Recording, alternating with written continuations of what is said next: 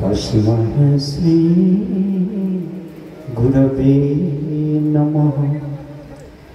श्री चैतन्य मनोभीष्टं स्थापितं येन भूतले स्वयं रूपा कदा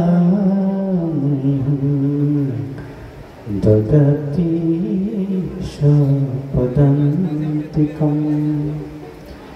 वन्दे अहं श्रीगुरुं श्रीयुतपदकमलं श्रीगुरुं वैष्णवंश्च श्रीरूपं साग्रजातं सहगण रघुनाथान्वितं तं सजीवं साद्वैतं सवधूतं परिजनसहितं कृष्णचैतन्यदेवं श्रीराधा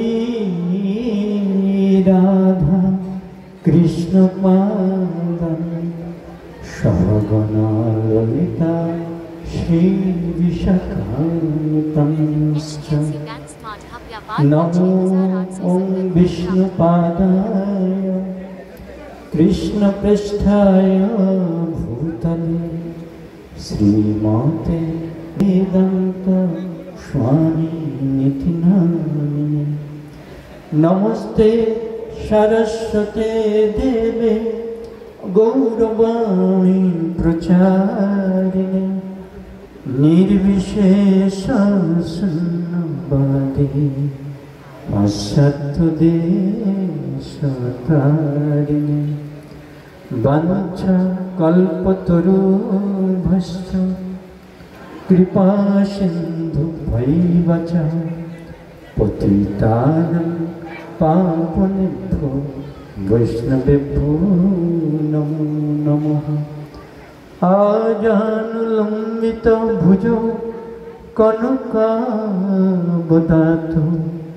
संकीर्तनो कमलायताक्षो विश्वम्भरो द्विजवरो जुगधर्मपालो वन्दे जगत्प्रियकरो करुणावतारो।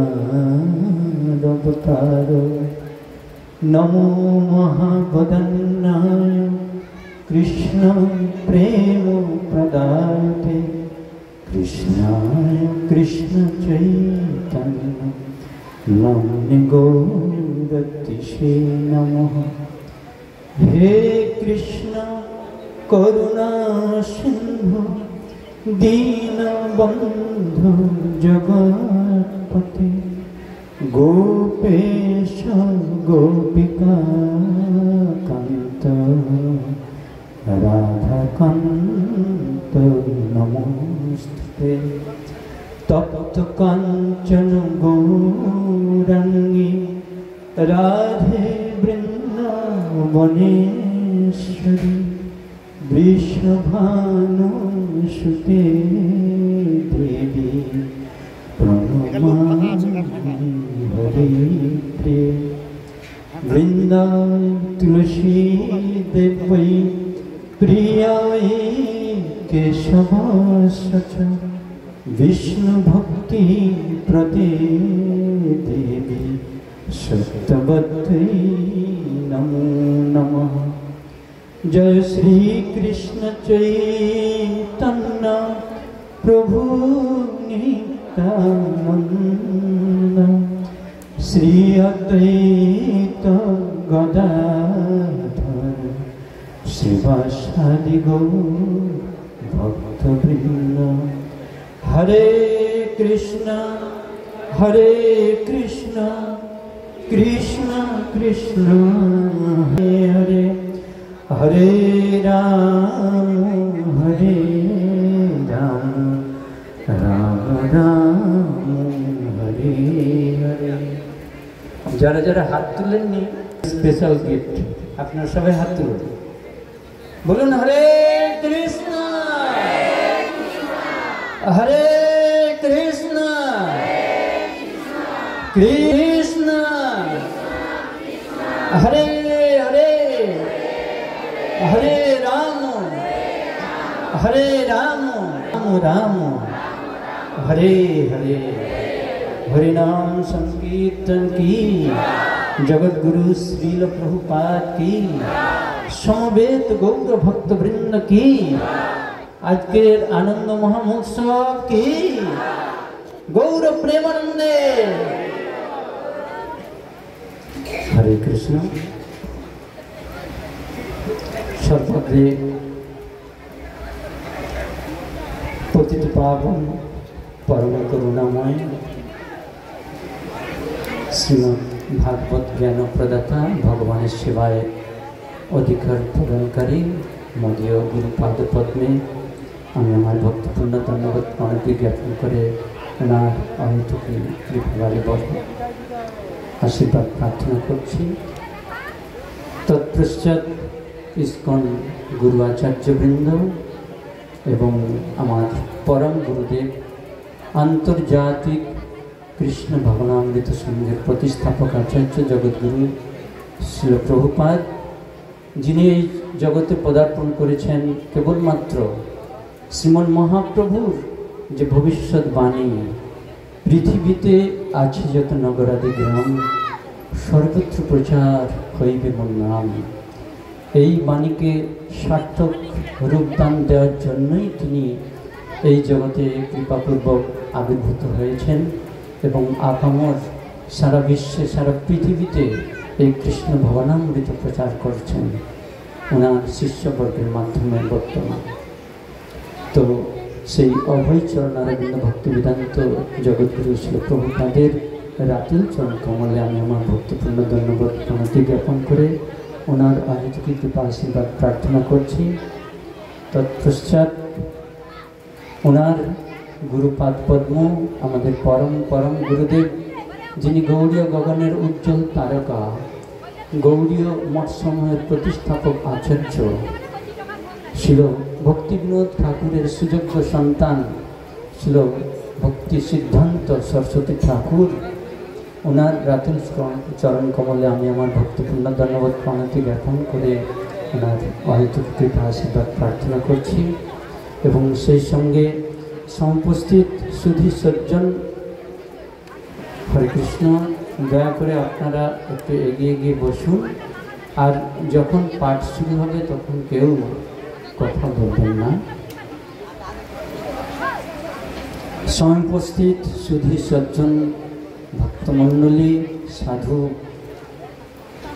এবং ভক্তিমতী মায়েরা এবং ছোট ছোট ভাই বোনেরা এবং আমার সুহৃদ বর্গ সবাইকে যথাযোগ্য স্থানে আমি আমার ভক্তিপূর্ণ ধন্যবাদ প্রণতি প্রীতি শুভেচ্ছা এবং অভিনন্দন জ্ঞাপন করে সকলেরই অহেতুক কৃপা আশীর্বাদ প্রার্থনা করছি। আপনারা ভগবানের কাছে প্রার্থনা করুন যেন আপনাদের এবং আমাদের সবার জন্য অহেতুকি মঙ্গল কামনার্থে যেন ভগবানের কিছু কথা পরিবেশন করতে পারি। গতকাল থেকে অনুষ্ঠান শুরু হয়েছে, তো আপনাদের এই যে অধীর আগ্রহ আমি দেখে অবাক হয়ে গেছি। গতকালকে মহারাজ বলেছিলেন না, এটি এই স্থান সাধারণ স্থান নয়, এটা হচ্ছে মেদিনীপুর, যে স্থানে শ্রীমন মহাপ্রভুর কৃপা রেণু বর্ষিত হয়েছে, চরণ রেণু। চরণ রেণু এই ধূলিকণার মধ্যে লেগে রয়েছে। এখানে মহাপ্রভু অনেকবারই এসেছেন, বিশেষ করে এই মেদিনীপুরে কিছু দূর আগে মনে হয় বাসুদেব ঘোষ ঠাকুরের শ্রীপাঠ, বাসুদেব ঘোষ ঠাকুর তমলুক, বাসুদেব ঘোষ ঠাকুর এহেন একজন মহান শ্রীমন মহাপ্রভুর মহাপার্শ্বদ ছিলেন, যার জন্য স্বয়ং মহাপ্রভু এই মেদিনীপুরে বারবার এসেছেন। এমনকি যখন হরে কৃষ্ণ কেউ কথা বলবেন না, ঠিক আছে? তো মহাপ্রভু যখন খবর এলো মহাপ্রভু এই জগতে আর নেই, তখন বাসুদেব ঘোষ ঠাকুর ভাবলেন যে এই জগতে আর আমি থেকেই কী করব। আমার প্রাণনাথ শ্রীমন মহাপ্রভু যখন এই জগৎ ত্যাগ করে চলে গেলেন, তখন উনি কী করলেন, মাটি খুঁড়ে স্বয়ং দেহ রাখার জন্য ব্যবস্থা করছেন। আর স্বয়ং মহাপ্রভু এখানে উপস্থিত হয়েছিলেন। হরি বল।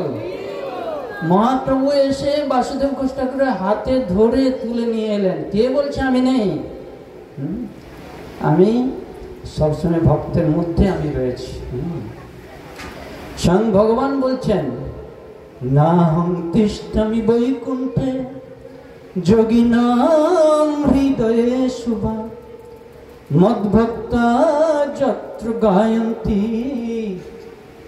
তত্র তিষ্ঠামি নারদ।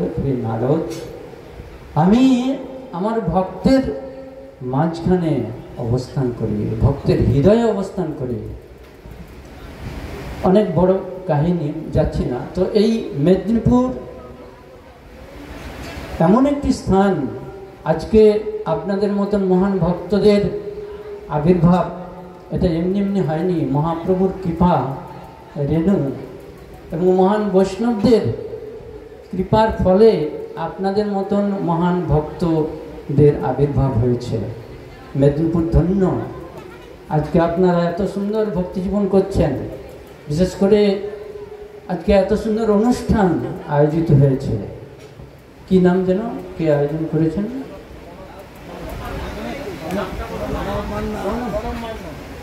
প্রণব মান্না মহাশয়। কালকে যখন আমি শুনেছিলাম কি ভূঁইয়া, হানু ভূঁইয়া গ্রামের নাম। ও আচ্ছা, আমি ভাবছিলাম কোনো ব্যক্তির নাম।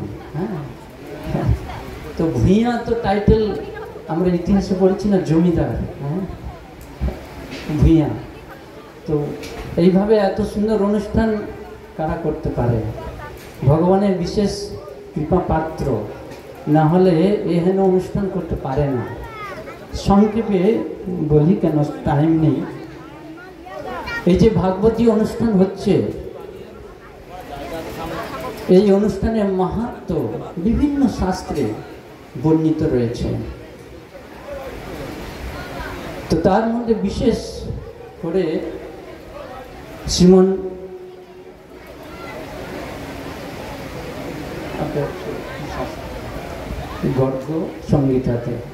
গর্গ সংহিতাতে রয়েছে যে একবার মহাদেব আপনার নাম শুনেছেন তো, শিব। তো তিনি, তার অর্ধাঙ্গিনী কি নাম? পার্বতী দেবী, মাতা দুর্গা। পার্বতী দেবীকে বিভিন্ন তীর্থস্থান দর্শন করে তার মাহাত্ম্য বলে যাচ্ছেন, বিভিন্ন তীর্থস্থান দর্শন করাচ্ছেন। আর তীর্থস্থানে যেতে হলে মহান ভক্তদের সঙ্গে যেতে হয়, না হলে তীর্থস্থান সম্পূর্ণ হয় না। তো এর জন্য মহাদেব স্বয়ং সঙ্গে করে নিয়ে গেছেন পার্বতী দেবীকে। বিভিন্ন তীর্থে ভ্রমণ করছেন, সেই তীর্থের মহিমা মাহাত্ম্য ব্যাখ্যা করে করে বলছেন। আর পার্বতী দেবী খুব আকুলভাবে সব কিছু শ্রবণ করছেন, মাহাত্ম্য আপ্লুত হয়ে যাচ্ছেন। কিন্তু এক স্থানে এসে দেখা গেল মহাদেব স্বয়ং সেই স্থানে এসে আর মাহাত্ম্য বলার মতন ওনার সেই অবস্থায় নেই। ইনি এসেই সেইখানে গড়াগড়ি দিচ্ছেন, তাণ্ডব নৃত্য শুরু করেছেন, আর দু নয়নে বাড়ি অনর্গল বর্ষিত হচ্ছে, আর ভগবানকে আকুলভাবে ডাকছেন। তো মাতা দুর্গা দেবী এই অবস্থা দেখে ওই স্থানে মাহাত্ম্য আর জিজ্ঞেসও করলেন না, যে প্রভু এখন যে সাত্ত্বিকভাবে উপনীত হয়েছে, মাহাত্ম্য বলতে পারলেন না। সেই স্থান বহুক্ষণ এইভাবে কাটানোর পরে আবার অন্য স্থানে গিয়েছেন, সেই স্থানে মাহাত্ম্য মহিমা বর্ণিত করলেন সব কিছু। তারপর পরপর কয়েক স্থানে গিয়েছেন, পুনরায় আবার এমন একটি স্থানে গিয়েছে, সেইখানেও একই অবস্থা, মাহাত্ম্য মহিমা আর বর্ণিত করতে পারলেন না, সেখানেও গড়াগড়ি দিচ্ছেন। তখন মাতা দুর্গা দেবী আর তিনি ছাড়লেন না, যে প্রভু আমি দেখলাম আপনি বিভিন্ন ধামে নিয়ে গেলেন, বিভিন্ন ধামের মহিমা মাহাত্ম্য বর্ণনা করে বললেন।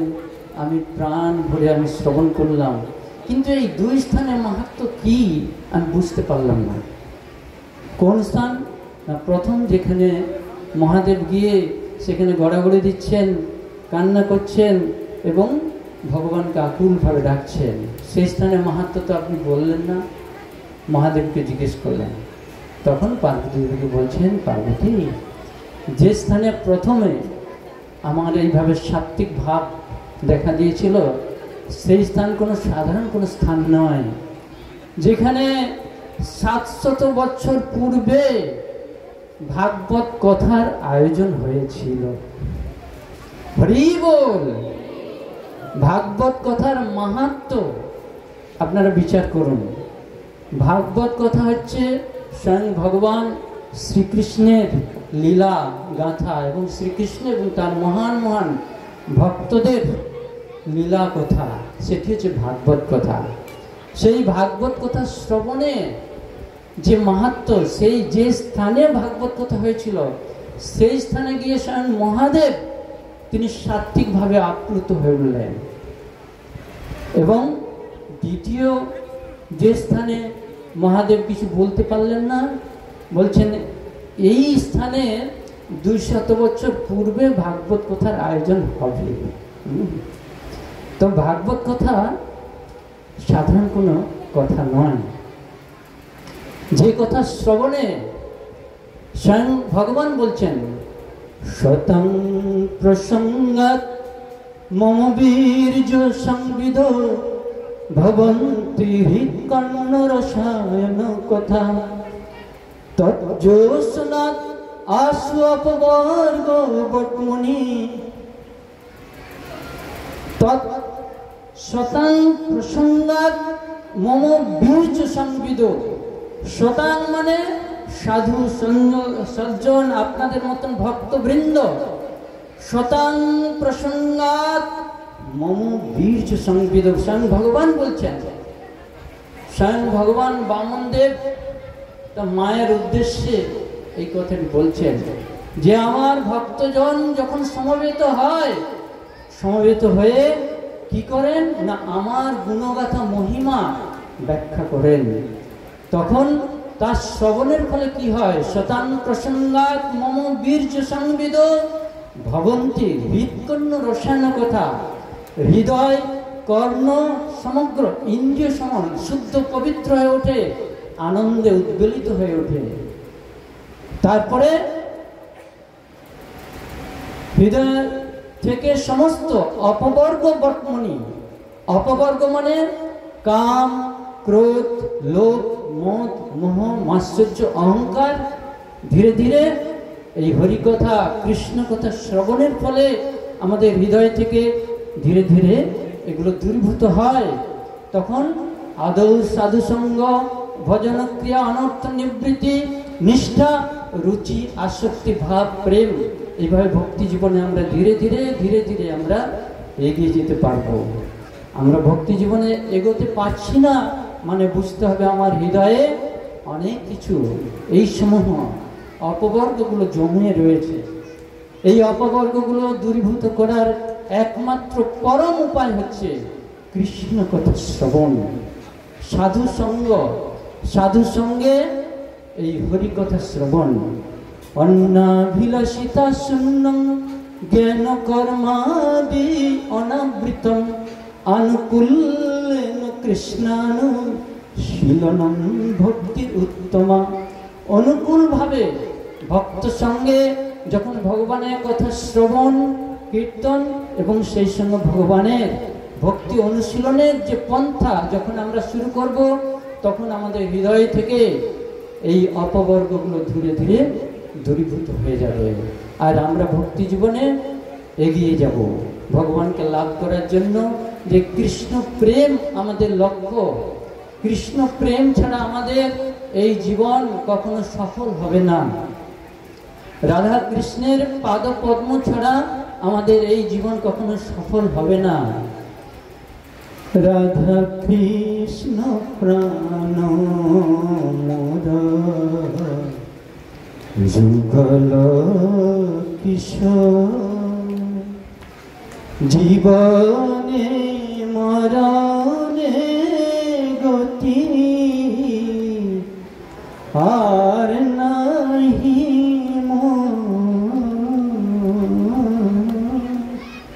রাধা কৃষ্ণ প্রাণ মোর যুগল কিশোর। এই যুগল কিশোর রাধা কৃষ্ণ হচ্ছে আমাদের প্রাণ স্বরূপ। প্রাণ ছাড়া এই শরীর মৃত দেহ। ঠিক সেইভাবে আমরা এই দুর্লভ মনুষ্য দেহ পেয়েছি। এমন দুর্লভ মানব দেহ পাইয়া কি করে ভাবনা কেহ, এবে না ভজিলে যশোদা সুত চরমে পড়িবে লাজে। যশোদা সুত অর্থাৎ কৃষ্ণ। কৃষ্ণ শ্রী পাদপদ্মে যদি শরণাগত না হতে পারলাম, রাধা কৃষ্ণের যদি ভজনা না করলাম, এই দেহ একে বলা হচ্ছে মৃত দেহ। এই দেহের কোনো মূল্য নেই। আমাদের এই দুর্লভ মনুষ্য জীবনে পেয়েছি, একমাত্র উদ্দেশ্য হচ্ছে কি জন্য এলাম এই জগতে? কৃষ্ণ ভজিবার তরে জোরে, কৃষ্ণ ভজিবার তরে মিছে মায়ায় বদ্ধ হয়ে আমরা এই জগতে এলাম। এই বাড়ি এটা আমার। যখন আমি মাতৃজঠর থেকে বেরোলাম, ইনি আমার মা, ইনি আমার বাবা, এরা আমার ভাই বোন, বন্ধু বান্ধব, আত্মীয় স্বজন, বন্ধুবর্গ, এই সব কিছু আমরা পেয়ে গেলাম। কিন্তু তার আগে এনাদের সঙ্গে কোনো সম্পর্ক ছিল? কিন্তু না, কোনো সম্পর্কই ছিল না। আমরা কেউ ঠিক করে এসেছি যে এই বাড়িতে, এই গৃহে, এই রাজপ্রাসাদে জন্মগ্রহণ করব? কেউ ঠিক করে এসেছেন? না। ইনি আমার মা হবে, ইনি আমার বাবা হবে, না। আমরা কর্মফল অনুসারে আমরা এই সুযোগ পেয়েছি।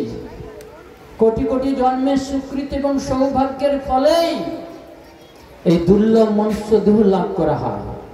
দুর্লভং মনুষ্যং দেহ দেহিন খণ্ড ভঙ্গুর তত্রাপি দুর্লভং মন্যে বৈকুণ্ঠ প্রিয় দর্শনম। এই মনুষ্য জীবন অত্যন্ত দুর্লভ, কিন্তু তার থেকে আরো দুর্লভ এই মনুষ্য দেহ দুর্লভ, কিন্তু দেহিন ক্ষণভঙ্গুর। দুর্লভ মনুষ্য জীবন পেলাম, আবার এই দেহটা হচ্ছে ক্ষণভঙ্গুর, মানে এক্ষুনি আছে, এক্ষুনি নাও থাকতে পারে, কোনো নিশ্চয়তা নেই। কিন্তু যদি আমরা এই মনুষ্য দেহ লাভ করে তত্রাপি দুর্লভং মন্যে, তার থেকেও আরো গুরুত্বপূর্ণ, আরো দুর্লভ বৈকুণ্ঠ প্রিয় দর্শনম। বৈকুণ্ঠ প্রিয় মানে বৈকুণ্ঠ ভগবান, বৈকুণ্ঠনাথ ভগবান শ্রীকৃষ্ণ, শ্রী গোবিন্দের যারা প্রিয় ভক্ত, তাদের সঙ্গে এই কৃষ্ণ কথা হরিনাম সংকীর্তনে অংশগ্রহণ করা, এর থেকে কোটি কোটি জন্মের স্বীকৃতি এবং সৌভাগ্যের ফল স্বরূপ আজকে আমরা পেয়েছি। শাস্ত্রে বলা হচ্ছে কোটি কোটি জন্মের স্বীকৃতি এবং সৌভাগ্যের ফলে এই ভক্ত সঙ্গে ভগবানের কথা শ্রবণের সুযোগ লাভ হয়। তাই আমরা আজকে এই যে এত সুন্দর মহতী অনুষ্ঠানে আমরা সুযোগ পেয়েছি অংশগ্রহণ করার, এটি অনেক অনেক স্বীকৃতি এবং সৌভাগ্যের ফলে, এবং বিশেষ করে যিনি আয়োজন করে দিয়েছেন, আয়োজক, তারা যে ভগবানের কত প্রিয়জন, না হলে এই অনুষ্ঠান আয়োজন করতে পারে না। বিশেষ করে আমি জানি তো আমাদের সৌম্য প্রভু, কি কোম্পানি? ফ্যামিলি বাজার, সৌম্য টাইটেল দাস প্রভু, দীক্ষা হয়ে গেছে না? আচ্ছা, দীক্ষা হয়ে গেছে। এই অনুষ্ঠানটার জন্য আপনাদের সকলেরই যথেষ্ট এর ভূমিকা রয়েছে। বিশেষ করে ওনার যে ভূমিকা, এর ভাষায় বলা যাবে। তো ভক্তদের সেবা কিভাবে উনি করতে হয় সেটা উনি আচরণ করে শিখিয়ে দিচ্ছেন। তো কাল থেকে আমি প্রায় ওনার প্রোগ্রামে আসার সুযোগ হয়, আসতে পারি। তো এসে দেখি ওনাদের জীবনটা যেন ভক্ত সেবার জন্য আপ্লুত। তো এই যে অনুষ্ঠান হয়েছে, এটি ভগবানের অশেষ কৃপা করুণা। আমি শুনলাম হরে কৃষ্ণ, গোপীপ্রিয় প্রভু আসছেন, ধন্যবাদ। তুমি দীঘা মন্দিরের বিশেষ দায়িত্বে রয়েছে। এই যে অনুষ্ঠানটা হয়েছে, আমি দেখলাম বিভিন্ন দেবদেবীদের আরাধনা হচ্ছেন, পূজা হচ্ছেন। এটি দেবদেবীরা হচ্ছেন মহান বৈষ্ণবী। ওনাদের কৃপা করুণায় এই অনুষ্ঠান আজকে আয়োজিত হয়েছে। কারণ আপনারা জানেন, আপনারা শুনেছেন হয়তো, এই ভাগবত কথা যখন, এর অনেক মাহাত্ম্য রয়েছে। এই ভাগবত কথা যখন শুকদেব গোস্বামী শুরু করতে যাবেন, শুকদেব গোস্বামী কাকে ভাগবত কথা শ্রবণ করানোর জন্য শুরু করবেন কে জানে? পরীক্ষিত মহারাজ। পরীক্ষিত মহারাজ কে ছিলেন? ভারতের প্রধানমন্ত্রী। কে ছিলেন? শশাগর পৃথিবীর রাজা। শশাগর মানে সাগর সমন্বিত সারা পৃথিবীর যিনি সম্রাট ছিলেন, তিনি হচ্ছেন পরীক্ষিত মহারাজ। সেই পরীক্ষিত মহারাজ যখন তিনি 7 দিন পরে তক্ষক দংশনে তার মৃত্যু অবধারিত, তখন তিনি কি করবেন? বিভিন্ন মনীষীদের কাছে এই প্রার্থনা করলেন। শেষমেশ ভাগবত কথা শ্রবণের উপরে এই জগতে আর কোনো বস্তু নাই। যখন পরীক্ষিত মহারাজকে উদ্দেশ্য করে সেখানে হাজার হাজার মনি ঋষিরা সমবেত হয়েছিলেন, শুকদেব গোস্বামী যখন এই ভাগবত কথা শুরু করতে যাবেন, তখন দেবরাজ ইন্দ্র উপস্থিত হয়েছিলেন। হরি বল। দেবরাজ ইন্দ্র কেন এসেছিলেন? হরি বল। দেবরাজ ইন্দ্র এক কলস অমৃত নিয়ে, মহান মহান দেবতাদের নিয়ে, দেব দেবীদের সঙ্গে নিয়ে সেই ভাগবত কথার মাঝে উপস্থিত হলেন। উপস্থিত হয়ে তিনি প্রার্থনা করছেন শুকদেব গোস্বামীকে, হে মুনিবর, হে গুরুদেব, কৃপা করুন, আপনি দয়া করে এই অমৃত ভাণ্ড গ্রহণ করুন, এটি পরীক্ষিত মহারাজকে পান করান, আর এর বিনিময়ে আমাদের এই ভাগবত কথা, ভগবান শ্রীকৃষ্ণের এই অমৃতময় কথা আস্বাদন করানোর জন্য আমাদের সঙ্গে আপনাকে স্বর্গে যেতে হবে। আমরা এই কথা শ্রবণ করতে চাই। হরে কৃষ্ণ। কথা বলুন না, শান্ত হয়ে বসুন। তখন শুকদেব গোস্বামী কি বলছিলেন জানেন কি? হে দেবরাজ ইন্দ্র,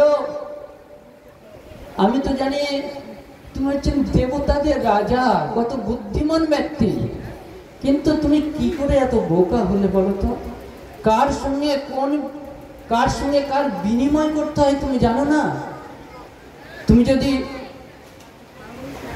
সবাই উল্টো দিকে মন যাচ্ছে, বলুন হরে কৃষ্ণ হরে কৃষ্ণ কৃষ্ণ কৃষ্ণ হরে হরে হরে রাম রাম রাম। জোরে হাতে তালি দাও, বলুন জানি হরি বল। হরে কৃষ্ণ। ধন্যবাদ সবাইকে। কেউ দয়া করে অন্যমনস্ক হবেন না। আমি কি বলেছিলাম? মাতাজি চশমা পরে যিনি আছেন, আপনি বলুন তো কি কথা বললাম? অন্যমনস্ক হয়েছিলাম। অন্যমনস্ক হবেন না। আমরা অনেক কষ্ট করে, অনেক কিছু করে এই অনুষ্ঠানটা আমরা উপহার পেয়েছি। এখানে হরিকথা শ্রবণ কীর্তনের এই সুযোগ পেয়েছি। হ্যাঁ, আমি বললাম না, কোটি কোটি জন্মের সুকৃতি সৌভাগ্যের ফলে। কিন্তু সেই সুযোগটা যদি আমরা নষ্ট করে দিই, সেই সুযোগটা পেয়েও যদি আমরা এর গুরুত্ব না দিই, তবে অযথা সময় নষ্ট হবে। এবং হরিকথা ভগবানের নাম গুণকীর্তন যদি অবহেলা করি তো ভগবানের চরণে অপরাধ হয়, ভক্তদের চরণে অপরাধ হয়। এই জন্য খুব সাবধান। তখন ইন্দ্রদেবকে বলছেন যে তুমি এত বোকা হলে কি করে, কার সঙ্গে কার বিনিময় করতে হয় তুমি জানো না? আচ্ছা, তোমার এই অমৃত কলস যে নিয়ে এসেছো তার বিনিময়ে তুমি হরিকথা শ্রবণ করতে চাচ্ছ, তো এই অমৃত যে কলসে স্বর্গের যে অমৃত রয়েছে এই অমৃত নিয়ে পান করে কি লাভ হবে? এর দ্বারা কি ভগবানকে জানা যাবে? বলছেন না প্রভু, ভগবানকে জানা যাবে না। তবে এই অমৃত খেয়ে কি লাভ হবে? যদি ভগবানকেই না জানতে পারলাম তবে অমৃত পান করে কি লাভ হবে? 100 বছর 1,00,000 বছর বেঁচে থেকেও কি লাভ হবে? ভক্তরা প্রার্থনা করে না, কীট জনম হোক যথা তুয়া দাস, বহির্মুখী ব্রহ্মার জন্মে নাহি আস। একটা কীট, ক্ষুদ্র কীটের জন্ম লাভ হোক, সেটা যেন ভক্ত গৃহে যেন জন্ম লাভ হয়। আর বহির্মুখ হয়ে ভগবানকে ভুলে ব্রহ্মারও জন্ম চায় না। ব্রহ্মার জন্মটা কত বড় জানেন? ব্রহ্মার একদিন সমান আমাদের সত্য ত্রেতা দাপর কলি 1000 বার আবর্তিত হয়। ব্রহ্মার একটা দিন মানে 12 ঘন্টা। এইভাবে ব্রহ্মা 1 মাস, 12 মাস, 1 বছর, এইভাবে 100 বছর বেঁচে থাকে। ভক্ত প্রার্থনা করছেন যে বহির্মুখ হয়ে ভগবান থেকে দূরে গিয়ে আমরা এইভাবে বাঁচতে চাই না, ব্রহ্মারও জন্ম চাই না, কিন্তু একটা ক্ষুদ্র কীটের জন্ম যেন মুহূর্তের মধ্যে যেন ভক্ত গৃহে